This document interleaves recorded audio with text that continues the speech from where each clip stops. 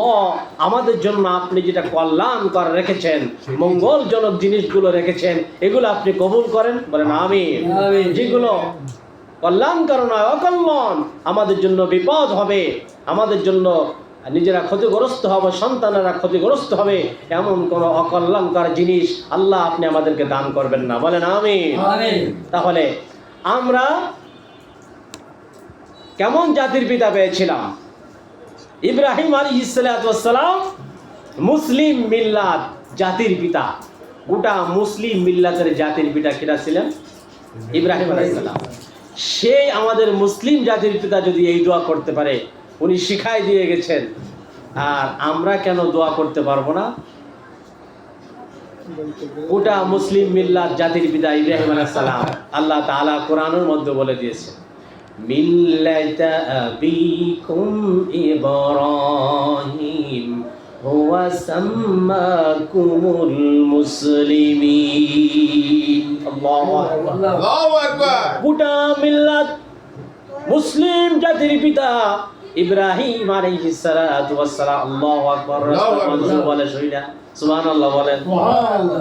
তাহলে গোটা মুসলিম মিল্লাত জাতির পিতা ইব্রাহিম আলাইহিস সালাম। মুসলিম যারা দাবি করে তাদের পিতা হবে জাতির পিতা ইব্রাহিম আলাইহিস সালাম। উনি দোয়া করেছিলেন, রব্বিজআলনি মুকিমাস সালাতি ওয়া মিন যুররিয়্যাতি রব্বানা তাকাব্বাল দুআ। হে আল্লাহ, আপনি আমাকে নামাজ আদায়কারী বানায় দেন।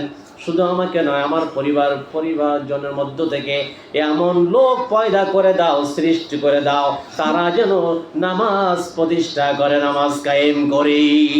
সুবহানাল্লাহ। আর আমরা তো মানুষকে দেখার জন্য নামাজ পড়ি। ঠিক।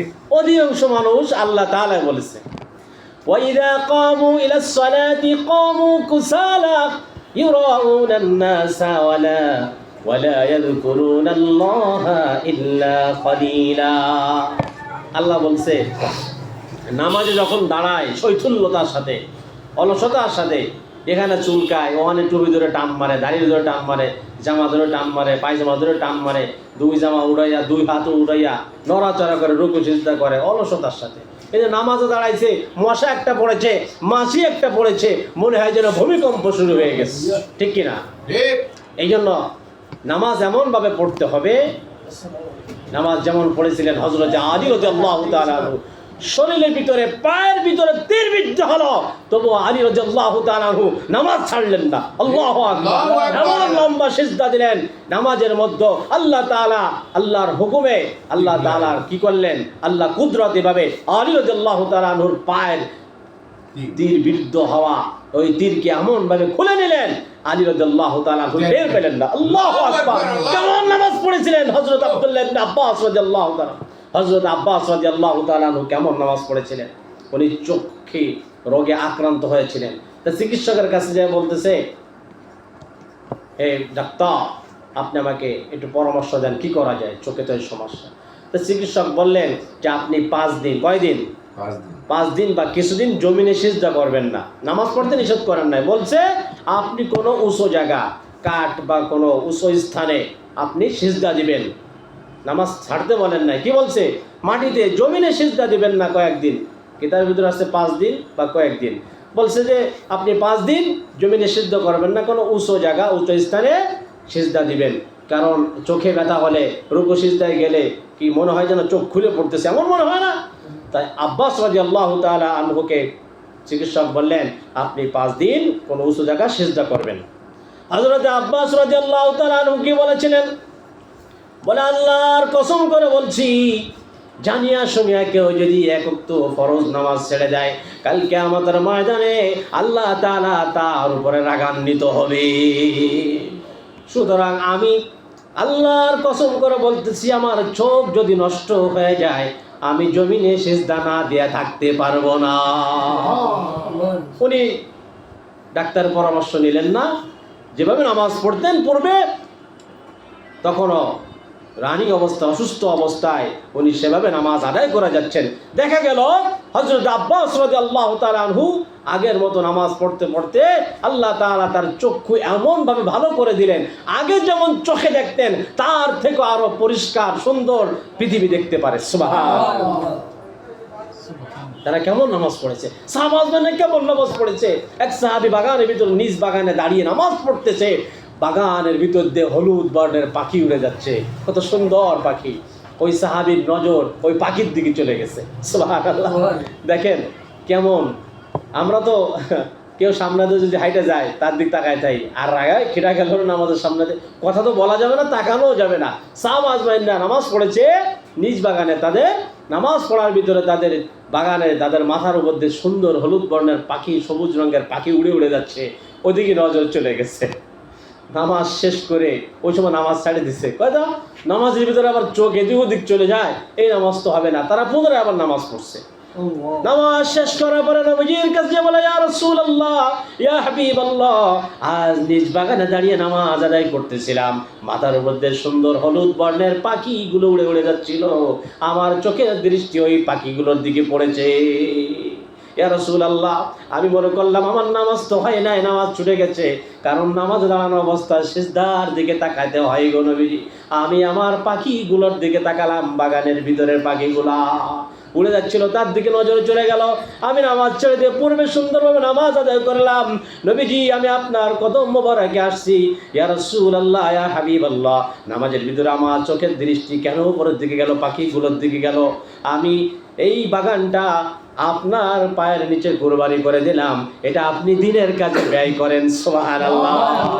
একটা বাগান অক্ষ করে দিলেন নামাজের ভিতরে, চোখ এদিক ওদিক যাওয়ার কারণে দৃষ্টি এদিক ওদিক চলে গেল। আর আমরা নামাজ পড়ি কি কেমন?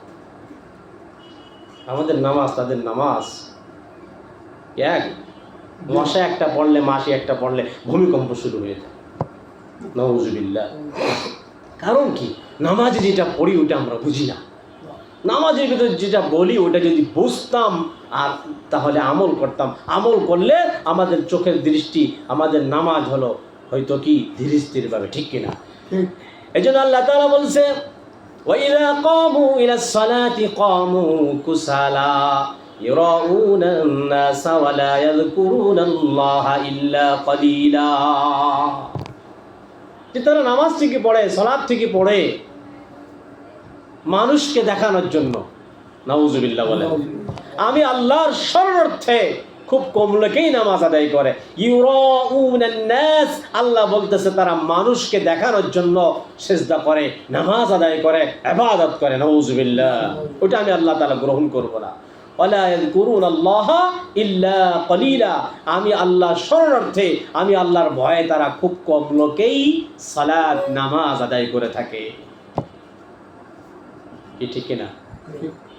বাস্তবে দেখবেন নির্বাচন আসতেছে, আমলিগ, বিএনপি, জামাতে পার্টি, জাতীয় পার্টি, জামাত, এ লীগ, সে লীগ, কৃষক লীগ, ছাত্রলীগ, ছাত্রদল ইত্যাদি, ওইসব ফলনা দলনার নাম আমি জানি না। এই দেশে কত নাম আছে, সাধারণ পাবলিক দলের নাম বাদ দিলাম, এই টুপিওয়ালাদের ভিতরে এত দল, এই দলের নামগুলো আমি জানি না।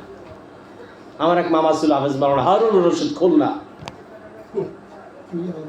উনি মাহফিলে বলতো, আমার মামার কথা মনে পড়ে, বলে একজনের টুপি লম্বা, একজনের টুপি গোল, একজনের টুপি পাঁচকলি, আর একজনের টুপি কালারিং, মানে 4 রকম টুপি। মানে উনি বলতো আমার মামা, এ ওই ও ও, এ ওই ও ও, মানে কারোটা চুক্কা, কারোটা পাঁচকলি, কারোটা খাড়া, কারোটা লম্বা, কারো জামা পড়া, কারো জুব্বা, কারো দাড়ি কাটো, কারির দাড়ি লম্বা, এ ওই ও ও, এই গিবাত শিকাত করতে করতে সমাজ শেষ হয়ে গেছে। এ ওই ও ও, এই বড় হুজুর, ও ছোট হুজুর, ও জুব্বা গায়ে দিয়েছে, ও ফাড়া গায়ে দিছে, ও পাঁচকলি দিছে, ও জাল টুপি দিছে, ও গোল আলু মার্কা টুপি মাথায় দিছে। আচ্ছা, টুপিটা কি কারো ব্যক্তিগত না নবীজির সুন্নাত? সুন্নাত। তার ভিতরে সব থেকে উত্তম হলো যে টুপি সবসময় মাথার সঙ্গে মিশে থাকে, এই টুপি কালো হোক, সাদা হোক, জাল হোক, পাঁচকলি হোক, নৌকা মার্কা হোক, মানে লম্বা, কিস্তি টুপি হোক ইত্যাদি, যে টুপি মাথার সঙ্গে মিশে থাকে সবসময়, ওই টুপি পড়াই হলো সুন্নাত। সুবহানাল্লাহ। কথা বুঝতে পারছেন? আর গাছ লাগাইবেন না, কালা হোক, লাম্বা হোক, খাটো হোক, পাঁচকল্লি হোক, উঁচা হোক, মাথার সঙ্গে যে টুপি মিশে থাকবে ওই টুপি পরা সুন্নাত। সুবহানাল্লাহ। আসুন আমরা সামনের দিকে যাই। তাহলে যে কথা বলতেছিলাম, কি বলতেছিলাম? আজান হচ্ছে।